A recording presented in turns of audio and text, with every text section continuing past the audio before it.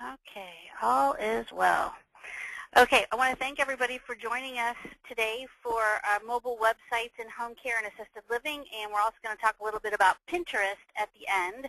Pinterest in and of itself probably deserves its own webinar. There's plenty of content to talk about, but we're just going to do a little get started on that. So let's talk about mobile websites specifically for home care and assisted living. I'm going to give you some overall data, but we're going to talk about the importance of it for the healthcare market or the home care market anyway. So on our agenda, and I should introduce myself. I'm Valerie Van Boeven, registered nurse and co-owner of LTC Expert Publications, and on the line with me to also answer any questions is George Novison. Hi, George. Hi, Valerie. How you doing? And I can barely hear you, George, so... can you hear me now? That's much better. Cool, yeah. Welcome, everybody. Thank you. All right. So we're going to talk on the agenda mobile usage now and in the future, mobile compatible websites versus mobile optimized sites, what that looks like, because there is a difference and most folks don't know what that difference is. Who's looking at mobile sites? We'll go over some of that in the data.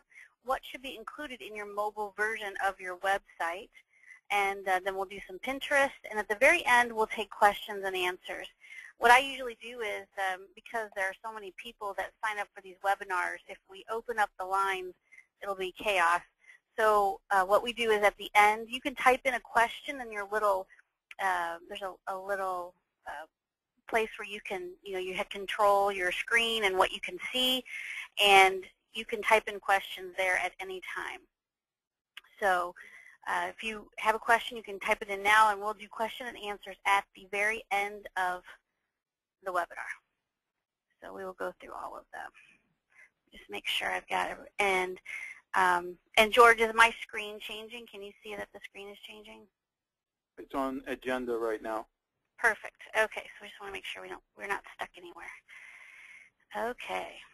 So I'm just going to do some brief statistics here, not to get too drawn up in it, but it's interesting to note where we've come from in mobile technology. So mobile traffic in the U.S. today is about 6.8% total, and that includes, the thing I want everybody to know about is that when we talk about mobile devices, we're not just talking about smartphones and cell phones, we're talking about iPads and Nooks and the Amazon Fire, the Kindle Fire by Amazon. Those all have web capabilities, and they're all tablets. So this mobile traffic is increasing not just because of cell phones, but because people are using their iPads and other devices like it to browse the web too. So it includes all of these pieces. So Apple's iPad dominates among the tablet web traffic. We can imagine that at about 97.2%. Now they're going to lose some of that market share, but it's just another sort of an illustration on this slide that it's not just about iPhones and Androids. It's about all kinds of different mobile devices. So this gives you kind of a picture of, by 2014, what mobile internet usage will look like. And it's projected that it's going to take over the desktop internet usage. So we're going to have more people on their iPads and their tablets and their cell phones than we will sitting in front of their desktops.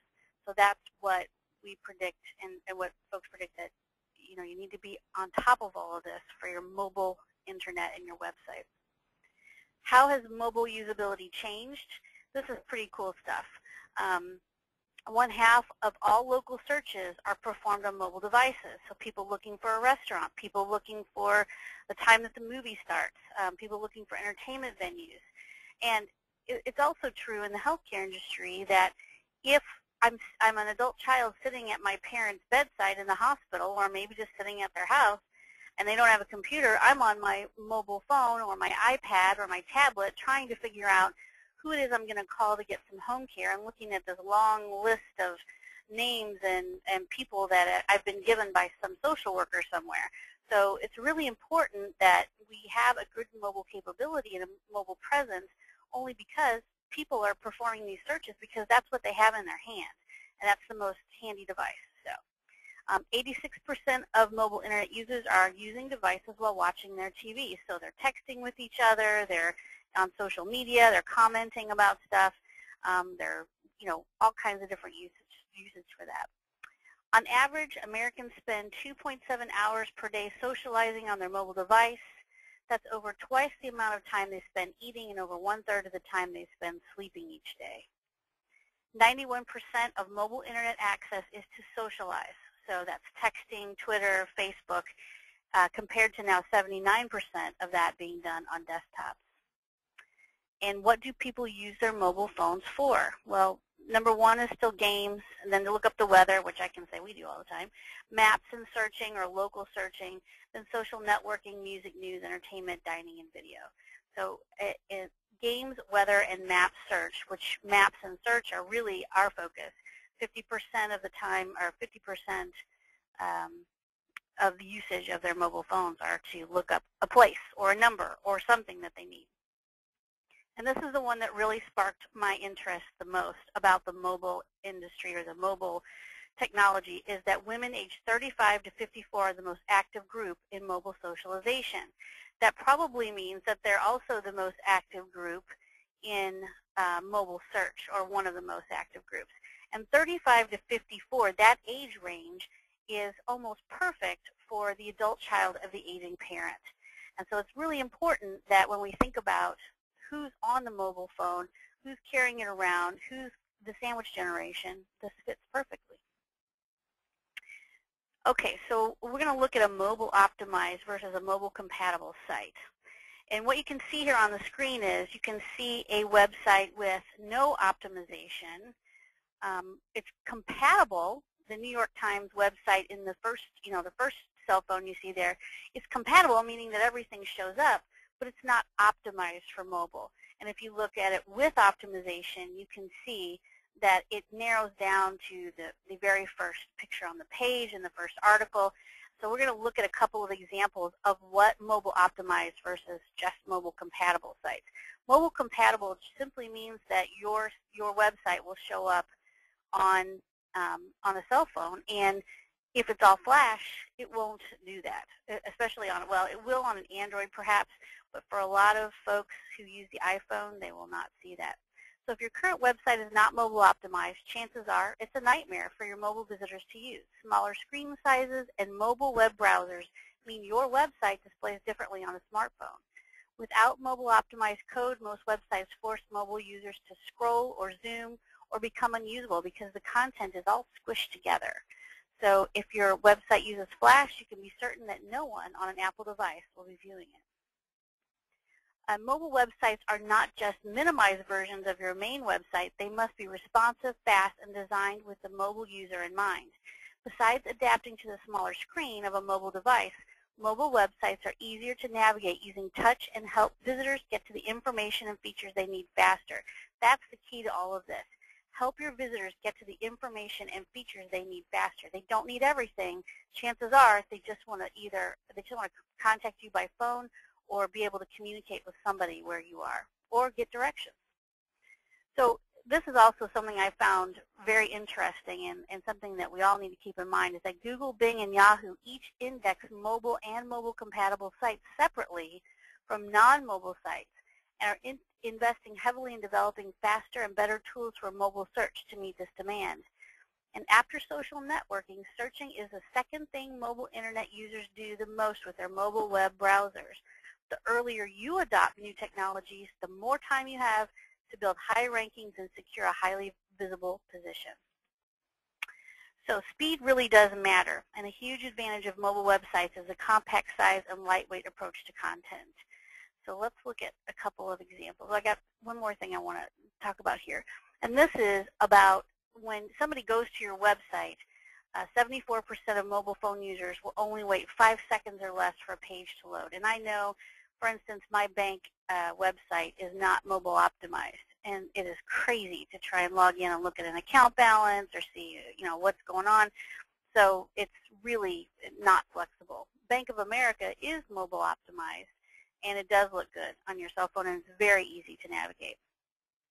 77% of top company mobile sites take more than 5 seconds to load, and 57% of mobile web users have problem accessing a website. And 60% of mobile phone users will only wait 3 seconds or less for a page to load. It is very frustrating to go to a website and not be able to see it in a mobile compatible view. Mobile sites are cost effective. Here's my advice on mobile sites. Don't spend tons of money on a mobile site or a mobile version of your site. Keep it very simple. Just give the searcher exactly what they need to contact you. And here are my examples. So here's an example of one of our clients who has, on the right-hand side, you can see their regular traditional desktop website. It's not the whole website, it's just the, before the scroll line, it's just the top portion of it. That's a lot of information, just the top of it, to squeeze into a mobile phone. On the left-hand side, what you can see is that they have a mobile optimized website that just gives the user exactly what they want. So if you can see my pointer, I don't know if you can, but if you see Comfort Care San Francisco, and if you look up here at the top, I blew this up, and I have another. Let's look at the next one. This is blown up even further. If you look up here at the top, you can see there's a drop down. So if anybody wanted to look at something different, they could. And there's also a way to turn the mobile theme off at the bottom, so they can see the whole website if they want to. But really, if someone is searching for home care, they want to know the phone number where they can contact you. They want to know what services you provide, what your service area is. If they want to look at videos, great, we can put that in there. About us and contact us. There's really a very simple amount of data that somebody needs in order to utilize a mobile website. They really want help, and chances are if they're on their mobile phone, they want to talk to somebody right now. Here's another example. This is done by Roland Lacey. This is not our client, but it is a very good example of what a website looks like when it's designed for mobile. So on the right-hand side, you see their regular website, PRWorks, and this is a company located in Massachusetts. And then on the left-hand side, you can see that this was actually built for mobile and how nice this looks when it's on a mobile phone. So you can even see at the very top of the screen up here under PRWorks, you can see there all the different pages that you can go to for that theme. That's a very good, very nicely done mobile optimized website. And that's what it looks like blown up. So you can see home, about us, let PR work for you, PR services, web services, and contact us. Very nice way to have your website show up on a phone. And then this is just another screenshot that's very generic in nature, and it's kind of a little bit blurry because I blew it up pretty big. And these are not websites that are completed, but what this shows you is how simple and what kind of very simple information with branding, though, that you should be putting in your website. So you don't need to cram every little thing. Just think about, what do people really need from me? They need my phone number. They probably want to know, directions if I'm a retail, and they want to know, just the simple things. Maybe what services we provide, what products we have. Just keep it very simple. Okay, so that is it for the mobile portion of the website. I'm going to do a little bit of Pinterest here because I think people are very interested in that. And we'll do a full webinar on Pinterest coming up, but this is sort of just a Pinterest primer. And the real question that we get is, should you be using Pinterest for your business? And who is the Pinterest audience? Well, I think yes. The answer at this point is yes, you should be using Pinterest for business, but you have to be careful because Pinterest is designed for more personal use than it is for business use. You can't be too over the top on the business stuff. And then who is the Pinterest audience? Well, if you go to Pinterest.com, you'll see very quickly that the audience is probably 80% female. But that's okay too, because a lot of, for the audience in home care, healthcare, assisted living, the audience we're looking for oftentimes is that female caregiver. So the first thing I want to show you is that you should be adding a Pinterest follow and or pin it button to your website. So you can see this is a picture of a screenshot of Home Care Daily, and this is one of the press releases that we recently put up. And here it is sort of blown up so you can see it bigger. At the very bottom of that, there is a pin it button. Now, I don't expect that thousands of people are going to go and pin every single post that we put up, but I can tell you that we do pin every single article that we put out on Home Care Daily is pinned to our Pinterest boards. And I will show you what that looks like in just a second. Another interesting piece about Pinterest is that they allow, right now, still do follow links. So Pinterest is not only a great visual representation of your business, but it also has an extra bonus of having SEO value. The other large social media sites are all no-follow, including YouTube, Facebook, Wikipedia. But right now, Pinterest has legitimate SEO value in that it is do-follow links. So that leads us to linking back to your own sites. You want to make sure that people can find you online. Be sure to add links to your company website and Twitter page on your Pinterest profile. And they are live, and every time you put a pin up, you should be adding your URL or the URL of that post or the URL of that picture to the description area. And when you do that, that link is live. Videos, a very interesting thing about videos in Pinterest. Videos have their own distinct section on Pinterest. Another way to draw attention to your videos is by adding annotations, which is really YouTube allows you to do that, and you can do that in any of your editing software. But it's a call to action for your audience to pin videos that they find appealing. These annotations should tell the visitor to pin this video to Pinterest or provide a link to your Pinterest profile. The annotation serves as another reminder to users to engage with you in another way in a different community. So having your videos pinned to Pinterest is very important as well. This is a look at my Pinterest account, or our Pinterest account. I named it personally as me because you cannot sign up as a business. They don't have business pages for Pinterest yet. They might someday, but right now it's all personal, so you kind of got to keep it personal. So right now you can see that I have 227 followers, and I'm following 334 people, and I have 12 boards, 98 pins, 7 likes. That's my activity. You can see that I put little red arrows by some of the boards that we use to help ourselves and our clients with some backlinking and content. So for instance, under home care marketing, that's a board that's dedicated to our company, and we pin a lot of the marketing articles and pictures and things like that that we put up there, all of our marketing websites. Below that, you can see Home Care San Francisco. It's kind of cut off there. But one of our clients has a home care agency in San Francisco. So what we do is we put up a board just for home care services in San Francisco and pinned it with all of her pictures and posts and things like that. We have one for St. Louis Locksmith, one for Home Care Daily, which is one of our authority sites. We pin every article that we post is pinned to Home Care Daily. And they do get repinned quite a bit.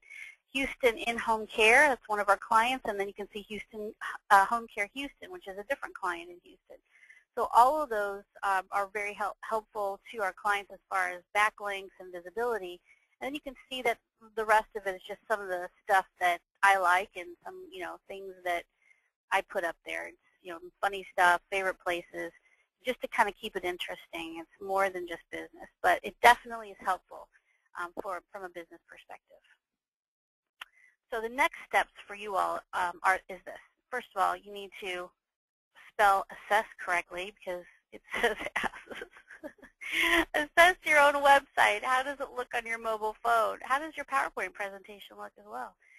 Is there too much? Do you need a mobile version that pares it down to just the basics to get people to you and to communicate with you?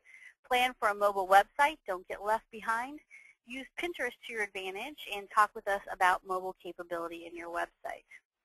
So here's the contact information. If you want to talk to somebody about your website, about mobile technology, or if you have questions about Pinterest, George Novison, George at ltcep.com, or you can contact me at Valerie at ltcep.com, or call us at 888-404-1513, or you can visit us online at ltcsocialmark.com. And if anybody does have any questions, we don't have a huge audience today, so there might not be many questions. But if you do have a question, now is the time to ask. And you can just go ahead and fill in the questions box there on the right-hand side. And if we have any questions, we'll take them. And if we don't, we will move on with our day. Any questions? You can type them in. I don't see any. I'll give everybody just a second. Oh, here's one. Let's see here. Let me make this big for a second. Do you have any statistics on new traffic on mobile pages for your customers? I'm glad you asked that, Carl, because we do. It's inside of all of our private client data, but what we can see is that Google Analytics now divides mobile traffic from PC traffic. So if you have Google Analytics set up on your client's account or on your client's website or on your website, you will be able to see the mobile traffic versus the PC traffic. It automatically does that because it can detect the browser that they're using for each one. So you can see any of your own client statistics. Now for us, in the home care market, in the assisted living market, traffic is not huge, but I would imagine in the restaurant business, entertainment, movies, things like that, the mobile traffic is enormous. So it's definitely worth considering, I think, in any marketplace because everyone needs to have, even for a small amount of traffic, it's important to have some kind of mobile optimization and for your website. Because frankly, eventually it's going to be the difference between getting a customer who needs help right now and losing it to somebody else who has a website that people can understand on their phone. Thank you for that great question. I'm sorry I don't have exact numbers, but if you do have analytics on any website, you can see the PC versus mobile traffic. Anybody else have any questions before we head out? I think that's it, George. I want to thank everybody for coming to the webinar, and we will be posting this replay for folks to watch. So thanks for joining us today, and we will see you again next month. Bye, everybody.